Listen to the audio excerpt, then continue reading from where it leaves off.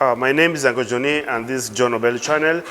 In this channel, we just talk to people who have traveled from one country to the other, in this case from Australia. So we are going to talk to one of them who have traveled. She's going to introduce herself and tell us why she decided to come to Australia. Yeah. So hi, my name is Qyto I come from Nairobi, Kenya. I came to Australia to study. I normally ask this question to most of the students who have come to Australia.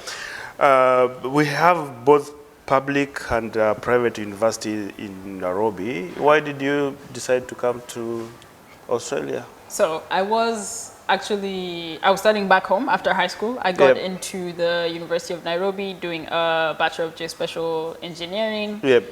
But I think into about second year of studies, our lecturers had gone on strike, so we weren't studying. So I had been home for a couple months, which is why I decided to then come to the University of Newcastle in Australia. Oh, who decided that? Was it you or your parents, or it was both combination of you and the parents who decided? So there's a bit of story there. So we want to know that story.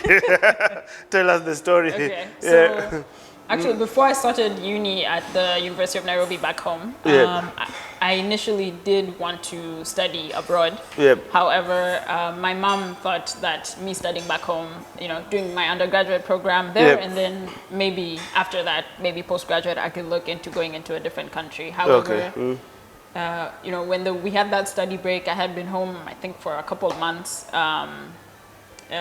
No studying really happening. I was just home. We didn't know when we were going to be going back to uni.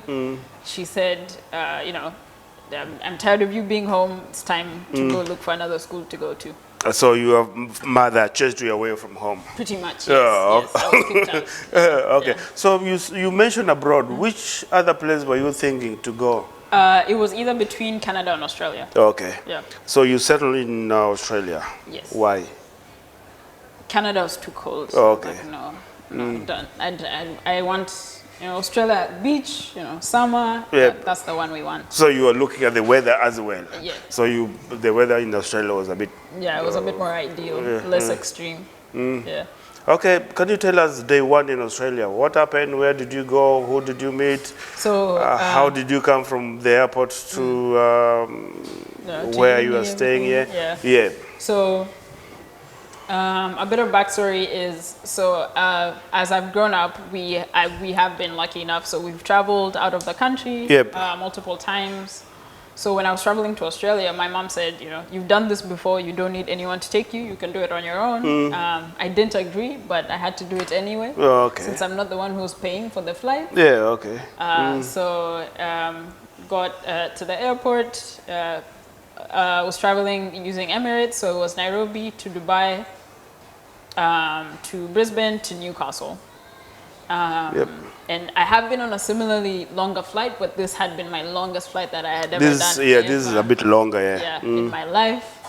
So I remember Brisbane, so far Nairobi to Brisbane, I think Nairobi to Dubai is about 5 hours, then Dubai to Brisbane was 12 About 14 hours. Very, very long. So Brisbane to Newcastle, I remember I was really tired. Yeah, that's about 1 hour. Yeah, I couldn't keep my eyes open the whole flight. I don't remember anything. I was asleep. Got to Newcastle. I remember, initially when I was coming to the University of Newcastle, I was going through the international college that is affiliated with the uni. So it is still on campus. So the Newcastle International College had an arrangement where if you are coming in from a different country, they can hire a driver for you to transport you from the Newcastle airport to wherever you were staying on campus. Okay, so I had someone waiting for me, so got to Newcastle. I remember there was the driver there with my name up on the paper thing that they usually So you're feeling so important. Yeah, tired, somebody somebody waiting with you with your name, so the trip was name tag. Okay. Yeah, so I got there, got into the car. I think I was the only student that day coming in. So it was just me. I remember coming in to Newcastle. It is very industrial because of the coal mining industry. So I remember that's my first idea of Newcastle that I got to see was the big construction areas. So came into Newcastle, got dropped off at my accommodation. I was living on campus. It's called Everett House. Yep. So living on campus, got dropped off, unpacked all my things, and here I was in Newcastle, Australia. Oh, okay. Yeah. That's your day one. That was my day one. Did you get any culture shock when you arrived here in Australia? Not really. I think because of traveling, nothing was too insane initially. But I think the more you stay, there's small things that you notice that we do differently that they don't do differently. I remember. So there was a welcoming lunch that the college had. I was excited, waiting for rice, stews, nice hot food. Oh, chapatis. All those things, waiting to be full. Then I remember when I got there, the lunch hadn't come yet. And then when they were bringing it in, it was all Subway sandwiches. It was not what you were expecting. Not at all. Okay. So that took some getting used to. I realized now sometimes, like even when we have other events at uni, it's not going to be a big meal like what I'm expecting. It's not a big. They're not going to provide you with food you can take away. Yes. It's probably going to be cold. Okay. What about the language? Did you have any barrier with the language? Not really, apart from the slang. Things like Arvo meaning afternoon, or servo meaning service station or petrol station, Macca's for McDonald's. No, not really. It's just those small words, if they include them in many of them in a big sentence, sometimes you might not know what they're talking about. Oh, okay. So I think, I wasn't the one. I was speaking proper English, so it was them. They were confused. So you are trying to say here it's not your problem. It's not. It's their problem. They were the ones with the problem. They have shorter English. Yes. Really, that's very interesting. So I'm speaking Queen's English, everything full, nothing shortened. So it's definitely them. Oh, okay. Yeah. So did they understand your accent, or did you understand the accent, or something like that? I think for some people, I had to ask them to repeat a couple of times, and vice versa. But for the most part, yes. Yeah. Any culture shock? No, I wouldn't say so. Apart from the food thing, I think everything was okay so far. Yeah. Oh, okay. Yeah. Can you tell us how you managed to get along with the people at the university? In your class as such? Yeah. So with the Newcastle International College, it is mainly international students. Yep. So for the most part, we could relate to that aspect. We've all come here from a different country. Everything is new to us.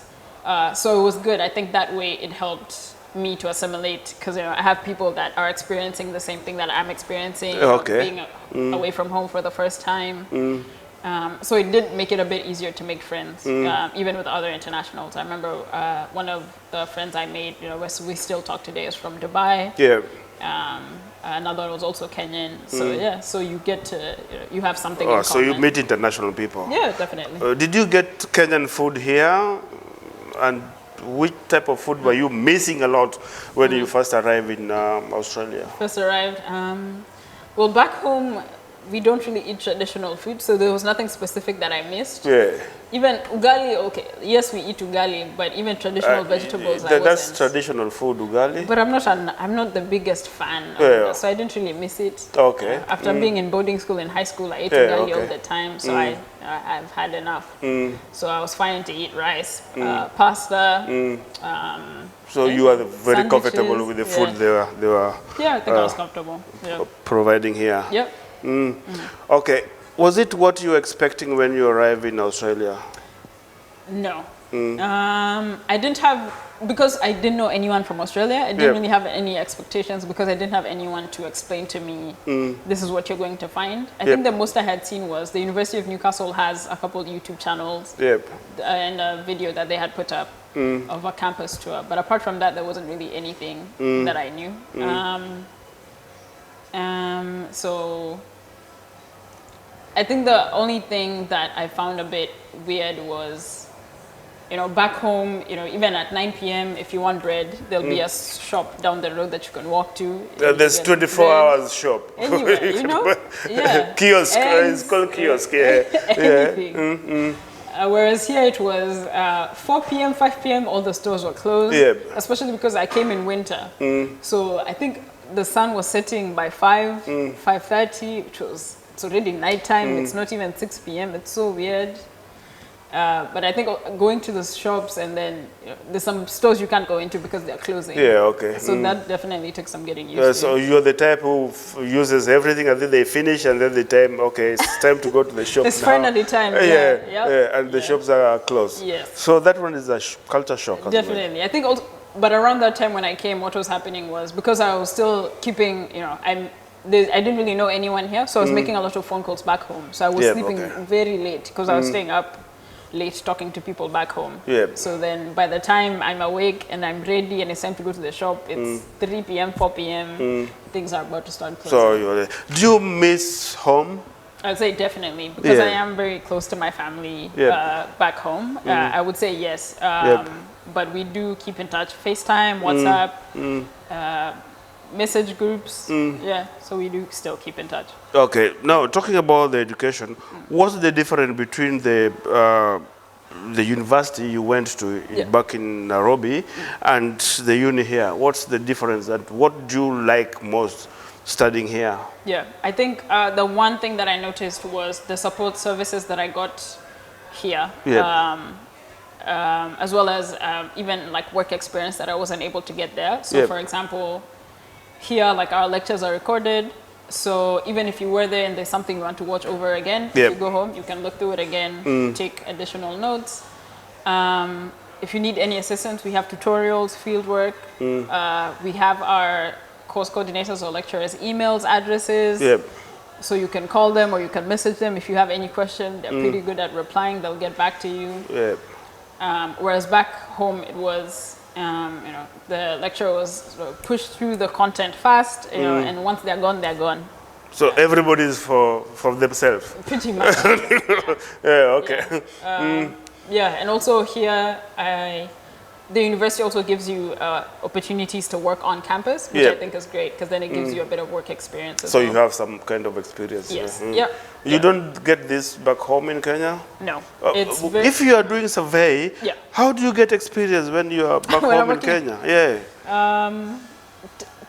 Because I know even back home you do still have to do placement. So I think that was the only time I'm pretty sure they were able to get placement. But even then, unless you know someone who's able to give you an opportunity, it's difficult to find. Whereas here I think it's a bit easier because there's a lot more opportunities. So back home you're just saying it's purely academic. For them, I think so for the most part, Whereas here, Australians can work. It's legal for them to work, I think, from when they're 14 years old. I think about. I think they can work until when they're 14. They can work. Whereas back home, and their own money. No one that age has a job.